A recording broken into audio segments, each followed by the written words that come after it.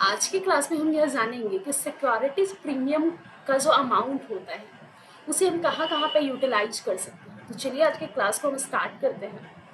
तो security premium reserve account के बारे में, मतलब उस अमाउंट को हम कहाँ पे यूटिलाइज कर सकते हैं उसके बारे में कहाँ दिया गया है, सेक्शन 52 क्लाउज 2 कंपनीज एक्ट 2013। क्योंकि अभी कौन सा कंपनीज एक्ट चल रहा है, कंपनी एक्ट 2013 चल रहा है ना।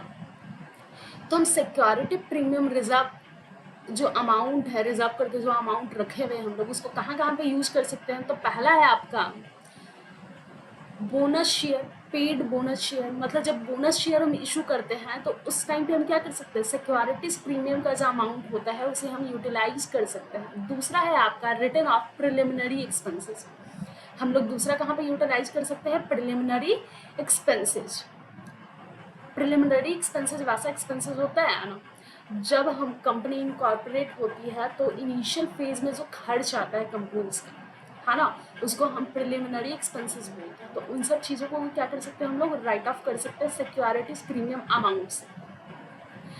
थर्ड है आपका रिटर्न ऑफ एक्सपेंसेस ऑफ और कमीशन पेड और discount allowed on debentures of the company. जब हम कंपनी का डिवेंचर्स को इशू करते हैं तो इशू करते टाइम बहुत सारे डॉक्यूमेंटेशन करना होता है, कई जगह नॉर्मली हम लोग को कुछ अमाउंट भी पे करना होता है ना। तो उस टाइम का जो एक्सपेंस हो जाता है उसको राइट ऑफ कर सकते हैं। कमीशन हम पेड किए हुए हैं उसको राइट ऑफ कर सकते हैं। और कंपनी जब डिवेंचर इशू करती है, अगर डिस्काउंट में इशू कर रही है तो उसको भी हम क्या कर सकते हैं, सिक्योरिटीज प्रीमियम अमाउंट से हम लोग राइट ऑफ कर सकते हैं। नेक्स्ट है आपका providing premium payable on redemption of redeemable preferential share, redeemable preference share और डिवेंचर्स ऑफ द कंपनी। जब कंपनी का डिवेंचर्स और रिडमेबल प्रेफरेंस शेयर्स जो है ना, वो क्या हो रहा है, रिडीम किया जा रहा है ना। रिडीम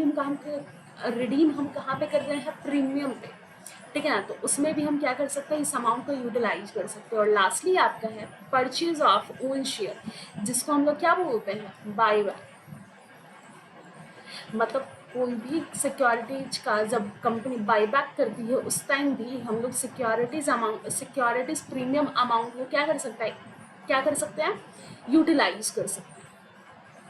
अब यहाँ पे देखते हैं हम लोग कि सिक्योरिटीज प्रीमियम अमाउंट जो होता है ना, वो बैलेंस शीट में कहाँ पे शो होता है, शेयर होल्डर फंड के सब हेड में रिजर्व एंड सरप्लस। जब आप बैलेंस शीट बनाते हैं तो यहाँ पे क्या होता है, कैपिटल प्लस लाइबिलिटीज, और यहाँ पे एसेट्स होता है ना। तो यहाँ पे क्या होता है, आपका लाइबिलिटी साइड आपका यहाँ पे शो होते रहता है शेयर होल्डर फंड के अंदर, है ना।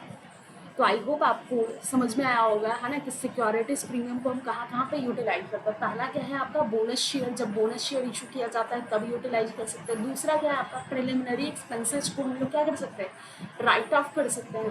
थर्ड है आपका कि कंपनी अगर डिवेंचर्स को, है ना, डिस्काउंट में इशू कर रही है या कमीशन पे कर रही है या एक्सपेंसेस जो है उसको क्या कर सकते हैं, यहाँ पे राइट ऑफ कर सकती है। नेक्स्ट है आपका यदि रिडीमेबल प्रेफरेंस शेयर है या डिवेंचर जो होता है कंपनी इशू कर रही है, सॉरी रिडीम कर रही है प्रीमियम पे, तब भी हम क्या कर सकते हैं, सिक्योरिटीज प्रीमियम का अमाउंट को हम लोग यूज कर सकते हैं। और लास्ट है आपका परचेज ऑफ ओन शेयर्स और सिक्योरिटी। जब कंपनी अपने शेयर्स या सिक्योरिटीज को क्या करती है, बाईबैक करती है ना, सिक्योरिटीज होल्डर या शेयर होल्डर से, मतलब बायबैक ऑफ शेयर्स या सिक्योरिटीज, तब क्या कर सकती है कंपनी, सिक्योरिटीज प्रीमियम अमाउंट को क्या कर सकती है, यूज कर सकती है, या सिक्योरिटी प्रीमियम रिजर्व को क्या कर सकती है, यूज कर सकती है।